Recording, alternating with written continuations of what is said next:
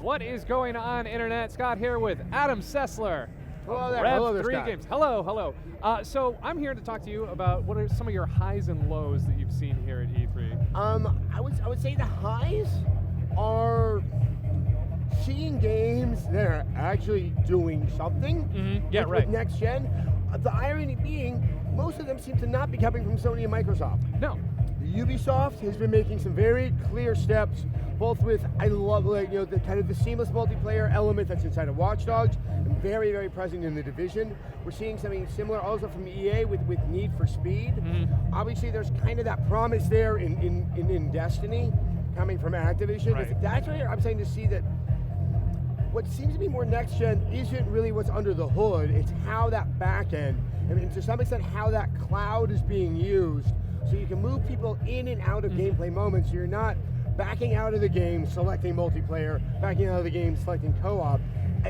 That really opens up some fascinating opportunities for developers. Right, and this is something that you and I have been talking about all day today. All like day, every time we yeah. run into each other, we're like, can you believe that they're doing this seamless multiplayer? It's becoming like everything is, as you say, it's the year of Journey. Yeah, Journey. It's just exactly There's this like tiny game from last year that everyone loved. Yeah. And that little trick is now being put into application into games where people who don't know they have the time or they really want to commit to the nastiness that can come with a lot of multiplayer, it'll just happen without them having to sort of realize it. Which is what has been happening to me as I get older. I have less time to dedicate to multiplayer, and having games come out that have options that say, hey, I only have this limited amount of time. These are my constraints.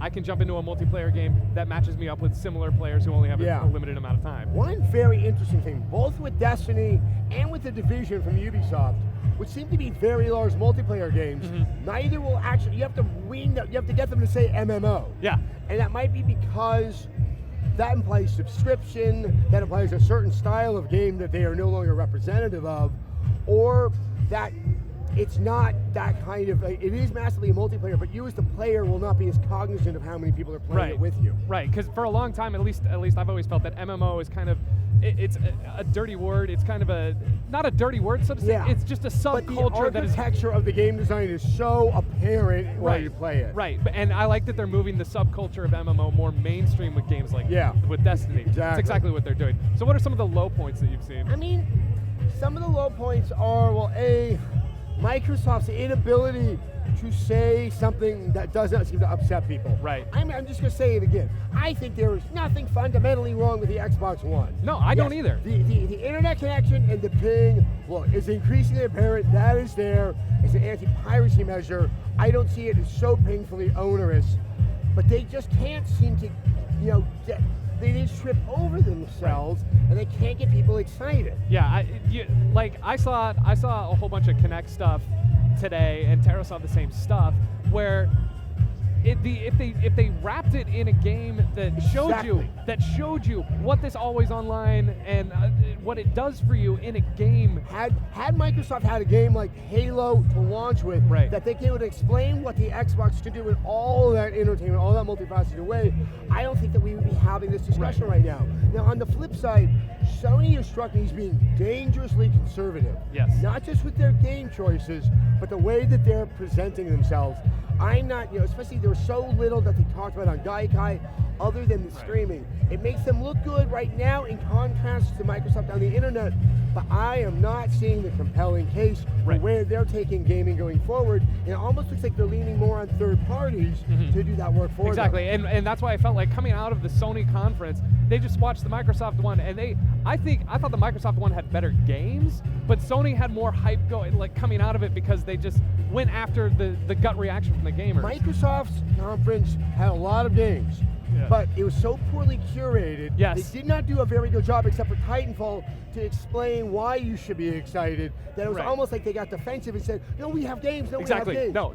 Sony, by contrast, seemed confident every step of the way, and each game they showed, I could draw something from that. And Sony had they had it easy because of the backlash that the gamers were giving Microsoft, so they knew they could play it safe and win. People are discovering that some of the things that Sony said that night don't really pan out the same way in the clear light of day. Right.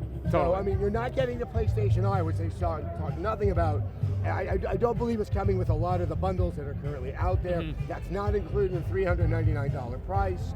So if you really want that complete package, and PlayStation Plus looking to be essential for multiplayer, you're looking at a package that is not much different than what Microsoft's console is going to cost. Which, by the way, I thought that was an amazing moment in their conference when they just kind of glossed over the fact that to play games online on PlayStation, which has usually been free, it's Xbox Live Gold now. I mean, it's a gold membership.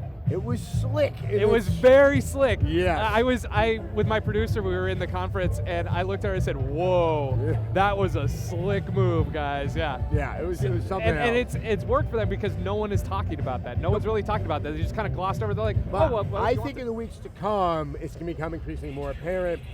If Microsoft can just try one more time. Right.